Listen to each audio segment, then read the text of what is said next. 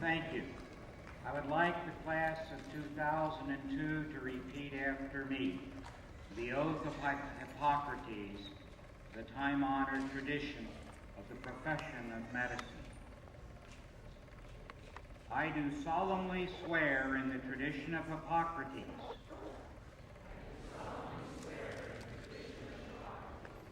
by whatever I hold most sacred, to bring the following oath and written covenant to fulfillment.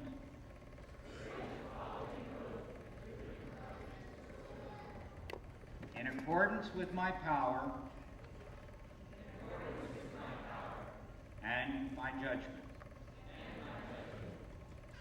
that I will dedicate myself to the profession of medicine,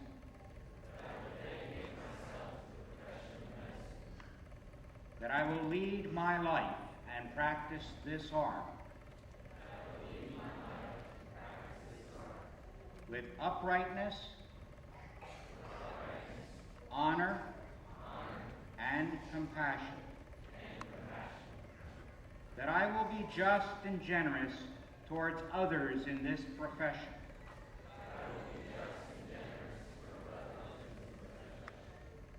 and will aid them in need.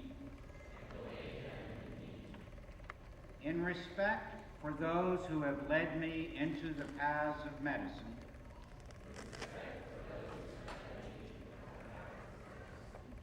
I will lead those who follow me. With eagerness, I will learn from my fellow physicians. And with humility, I will share my knowledge with them. That I will dedicate my career to improving the quality of life.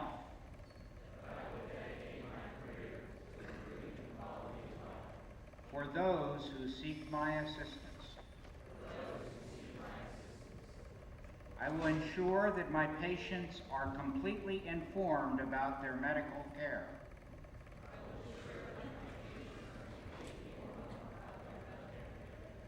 And will respect their dignity and autonomy in living and in dying. I will earn their trust and confidence and make certain to hold their best interest in high regard.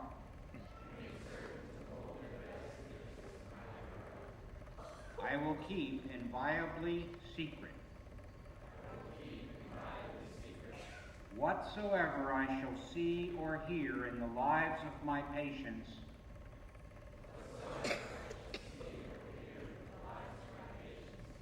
which is not fit to be spoken. That I will recognize the limits of my abilities and seek assistance of others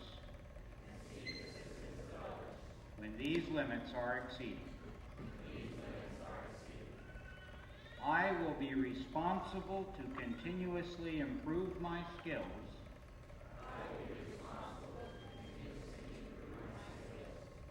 and endeavor to advance my profession by seeking new knowledge and by re-examining the ideas and practices of the past.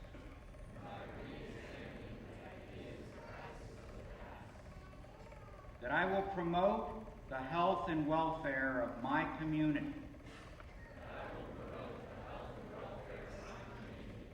and actively strive to improve access to health care for all.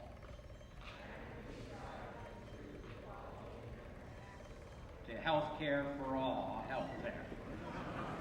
The law, in the presence of my teachers, my colleagues, my family, and my friends, I make these promises solemnly, fully, and and upon my honor, should I be true to this oath, may prosperity and good repute be ever mine. The opposite, should I prove myself forsworn. Thank you. Doctors, please be seated. Thank you.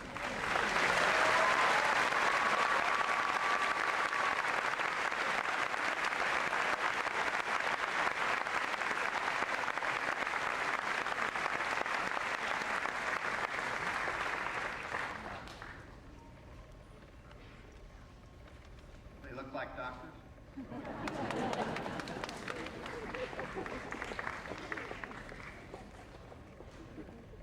As I told you at the beginning, we were going to insert something later in the program when our distinguished guest and awardee arrived.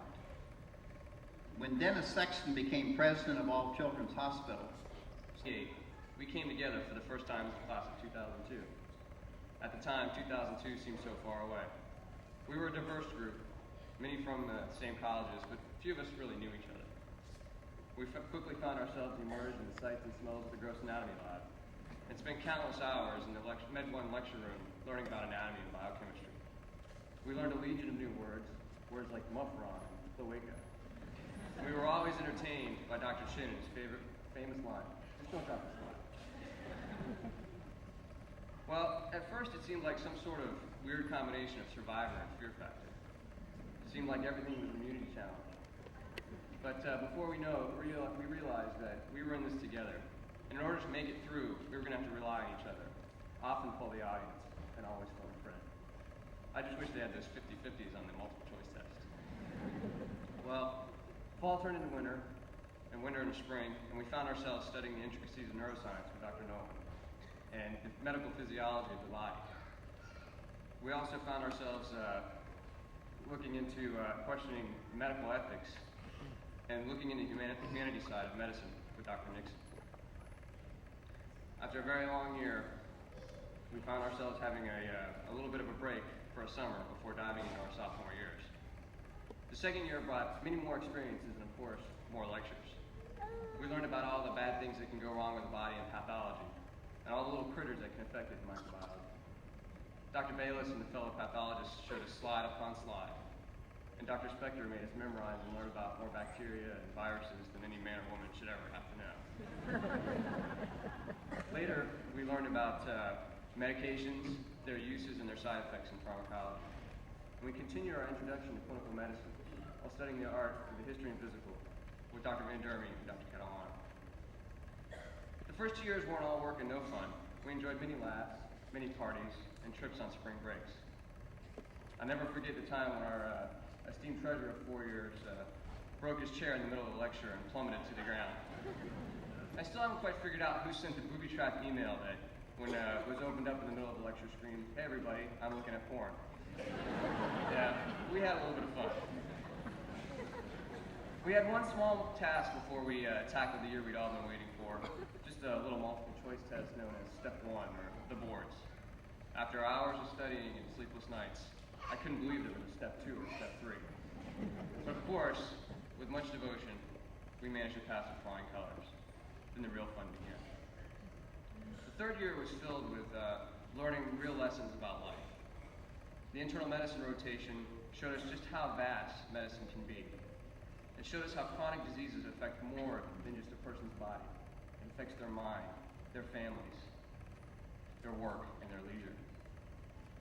We learned of the art of the cold knife on many sleepless nights and many skipped meals on surgery.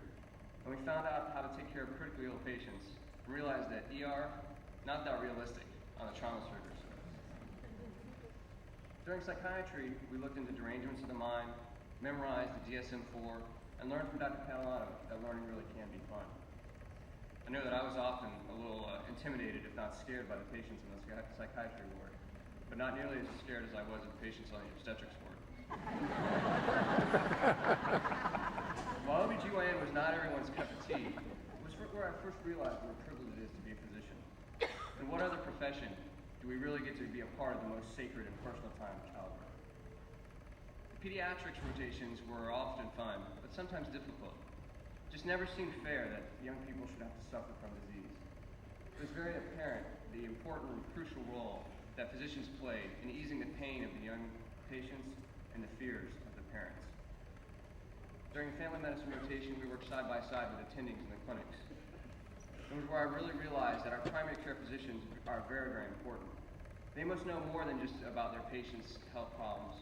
They must know about their family, their work, their hopes, and their fears.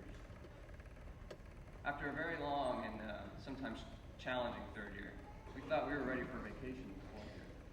Little do we know, that was when the real work began. For most of us, this was our first real attempt at finding a job. There were many applications, letters of recommendation, flying across the country for interviews, and finally a list that would determine our future. And on a rainy, overcast day in March, we all walked up to a podium, were handed an envelope, and found out where we would be for the next several years. And that brings us to this day of celebration today. We've had many reasons to celebrate during our time together. Many of us have met our significant others, fallen in love, and blessed our wedding vows. We've had at least 15 weddings during the 4 years together, and there are currently at least 16 engaged members of the class. In the next few weeks alone, we'll celebrate 6 weddings. We've also been blessed by 10 new additions to the class, and there's at least 1 more on the way. As a group, we were often complimented as being one of the most cohesive classes ever. In a profession that's really known as being ultra-competitive, we always found a way to stick together. We were always willing to help each other, provide a hand, and give advice. Individually, we had multiple accomplishments as well. We had many people in our class competing in triathlons, while others worked with mentally challenged children. Still others pursued and completed their combined degrees with the Masters of Business Administration, the first combined MD MBA graduates from USF.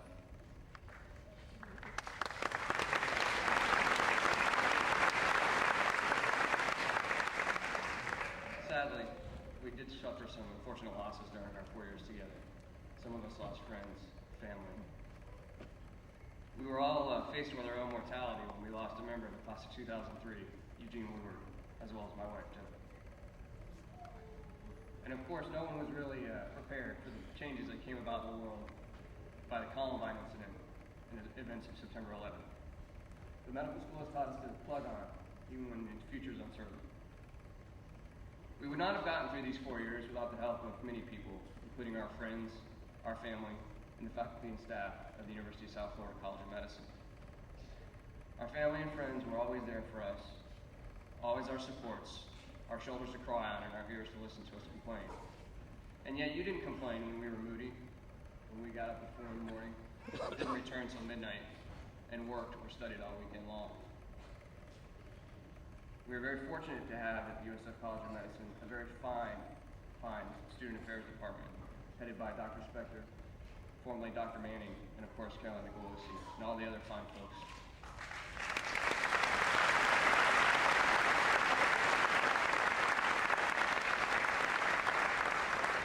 You always had an open door for us, a smile on your face, and a kind word.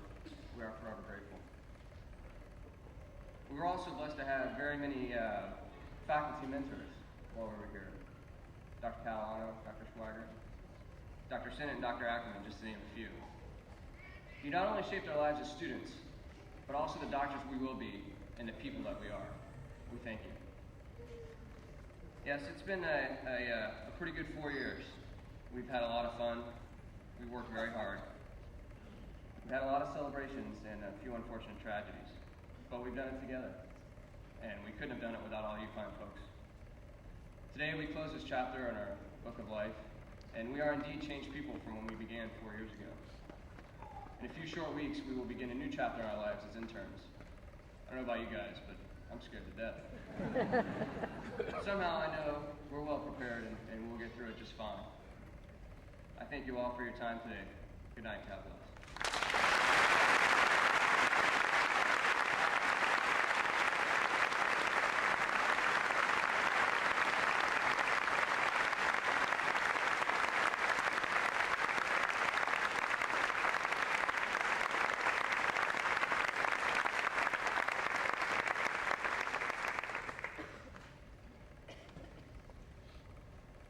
Chris, thank you. I think if anyone has any doubts about the future of medicine, and you recognize that Chris Webster represents this class, courage, the caring, the compassion, the dedication that these young people have for medicine and for people gives us all hope and sustains the faculty as we continue to teach the future physicians. And one of those faculty is Dr. Glenn Catalano, who is professor of psychiatry, a graduate of this College of Medicine back a few years ago. He was selected by the graduating class to present the charge to the class. Glenn?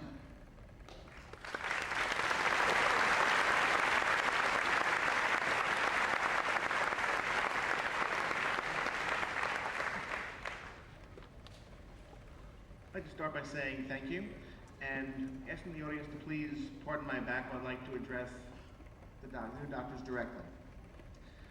When I was asked to give this year's faculty address, I was honored and petrified.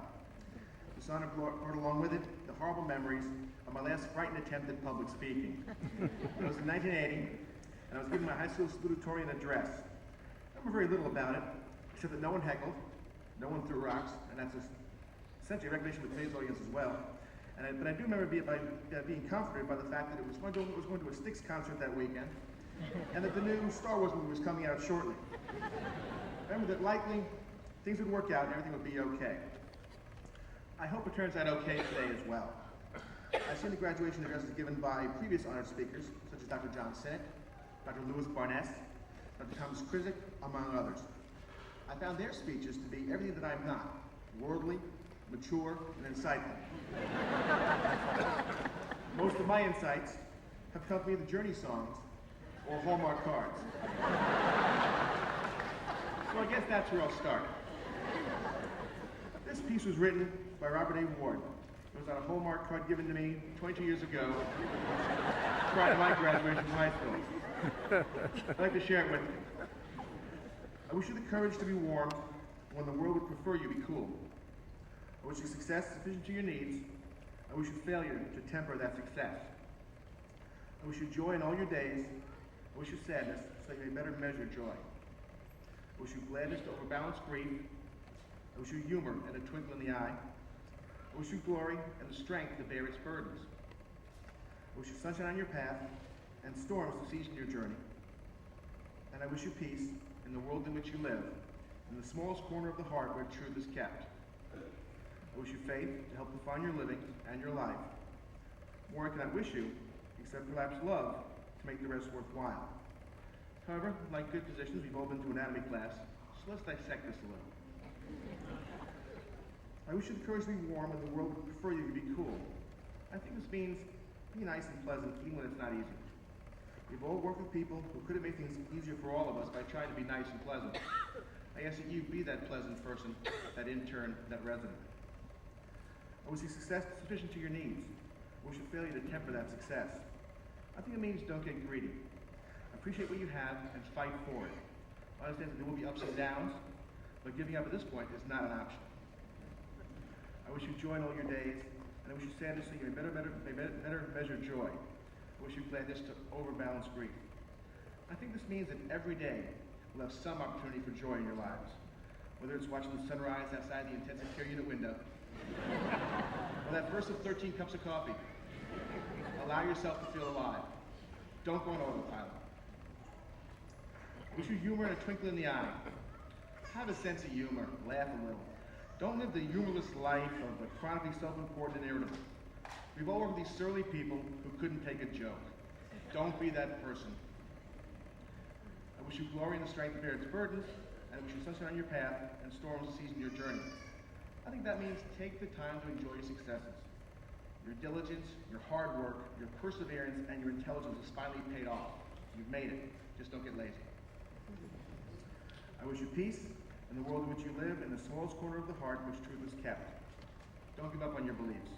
Don't let the everyday grind of medicine change you. Don't stop being that wonderfully optimistic person who first came here 4 years ago. Don't get cynical. Remember all the fun things that made you want to be a doctor in the first place. I wish you faith to help define your living in your life. Believe in something, whether it's your religion, your profession, or yourself. Have the belief that one person can and will make a difference. More I cannot wish you, except perhaps love, to make the rest worthwhile. Treat your spouse, your children, your friends, and family well. No one gets through this without support, and no one gets through this alone. Make sure you remember that always. I asked, well, what if the graduates wanted to charge and the faculty address? I asked my chairman, Dr. Anthony Redding, who's given this address in the past. I waited his answer. Was it some impressive observation? Some amazing insight? No, he stated, students want brevity. They want to get home, likely before David Letterman comes on the air.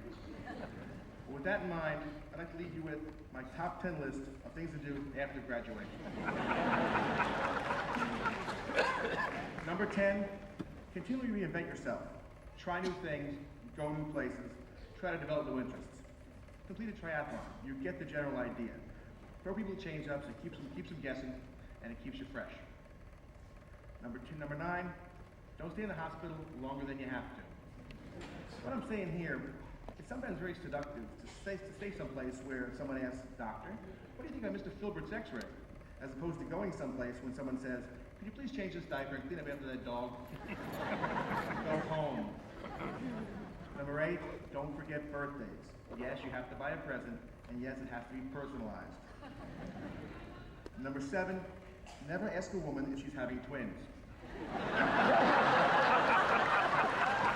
There is absolutely no good that can ever come from that question. Number 6, respect other people's beliefs. Many people will have beliefs that are different from yours and that you may feel are totally incorrect. That still does not give you the right to tell anyone that professional wrestling is fake. Number 5, believe in yourself. Be your own number 1 fan. If you don't believe you're a star, who will?